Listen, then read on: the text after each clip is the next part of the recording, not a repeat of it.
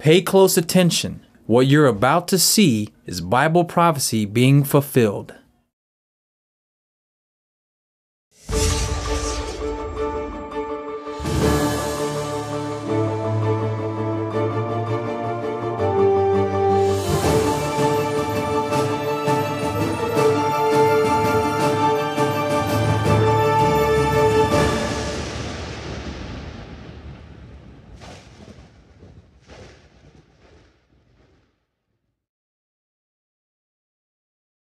Welcome to another edition of YPN News, bringing you news as it relates to Bible prophecy and foretold by Israel Hawkins. Well, Jeff, we have some pretty interesting articles to report on the day, showing definitely the decline in the world's morality.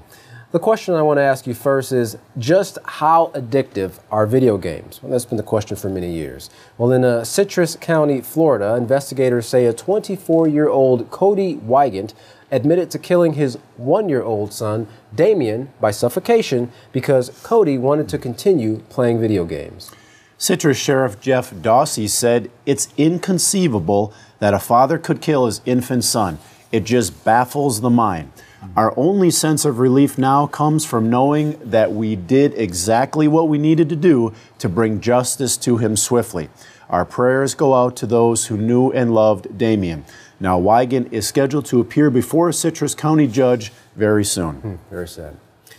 Well, according to a report by RT, the U.S. is planning on deploying soldiers to Poland and Estonia for military training exercises. Western sources say the drills, which should last about 2 weeks, will follow Russia's military buildup near its border with Ukraine. No deployment dates have been announced as of yet, and usually these drills consist of about 150 soldiers. Well, Chuck Hagel recently said that the U.S. is looking for ways to reassure its NATO allies of its strong commitment to collective defense. American troops are already holding joint exercises with Romania and have beefed up air patrols over the Baltic Sea following recent events with Ukraine and Crimea's recent unification with Russia. Well, a little farther south to Iran, as it's embarking on its first ever mission to the Atlantic as 2 of its warships head west.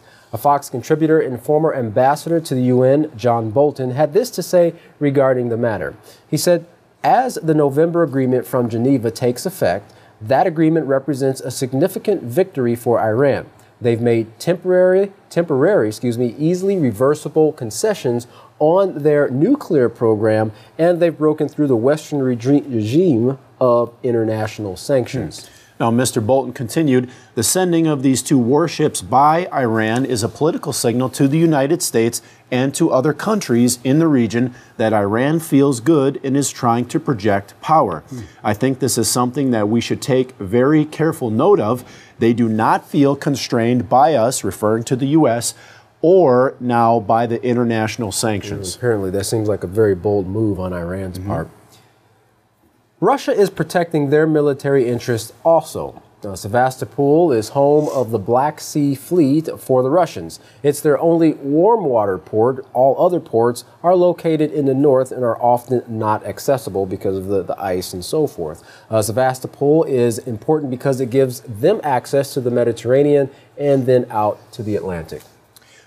Now, when it comes to Ukraine and Crimea, that is the interest for national security. And Katan, if you remember, that's why when those 6,000 troops, when they first came or moved into Crimea, the first place they went is right around Sevastopol to protect that key port. So it's a key issue not only to the West, but also for Russia. Well, Russia also sent a nuclear message to America this week. 2 nuclear-armed bombers from Russia encircled the U.S. territory of Guam before being intercepted by American military jets. Some are asking if Russia is becoming a greater threat to the U.S. than the administration has led us to believe. And Bill Gertz of the Washington Free Beacon said he believes that this was clearly a simulated nuclear attack on the United States, and it's not the first time. He went on to say this is actually the third incident where Russia's strategic bombers have come close to U.S. coast. Now, the last one in June was part of a major strategic exercise where a Russian general actually said they were practicing targeting our missile defense bases in Alaska and California. Sounds like they're definitely not intimidated by the moves of the United States. And that's very close when they're getting to Alaska and California. That's right. Now, when Bill was asked why hasn't the U.S.-Russian relations improved, he said, well, the Russians under Putin are trying to move back into the Soviet period. They see that as their glory days, and they're rebuilding their military. They're building up their nuclear forces in a major way. And of course, at the same time, the U.S. is getting ready for further nuclear cuts, and that is happening right now. We want to cut our arsenal by another third, and as we've reported before, cutting back that older arsenal, they're also continuing to make way for newer, more sophisticated, more devastating weapons. That's right. Well, it's plain to see that the nations and leaders of these nations are not preparing for peace. But as they prepare for war, Yisrael Hawkins continues to teach the only way to peace. Now, learn more about the only program capable of stopping all wars by contacting the House of Yahweh today. And don't forget to request your free copy of the Prophetic Word magazine and monthly newsletter packed full of information that is vital to your salvation.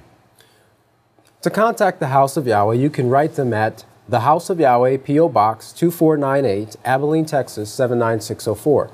You can call them at 1-800-613-9494, or you can visit them on the web at any of their websites at www.yahweh.com, www.yisroelhawkins.com, or their latest one, www.yahwehsbranch.com. You can email them at info@yahweh.com, and for any calls outside the United States, please call the number on your screen. Don't go anywhere. Up next is Yisrael Hawkins. From all of us here at YPN News, I'm Jeffrey Heimerman. And I'm Katan Alexander. Thanks for watching.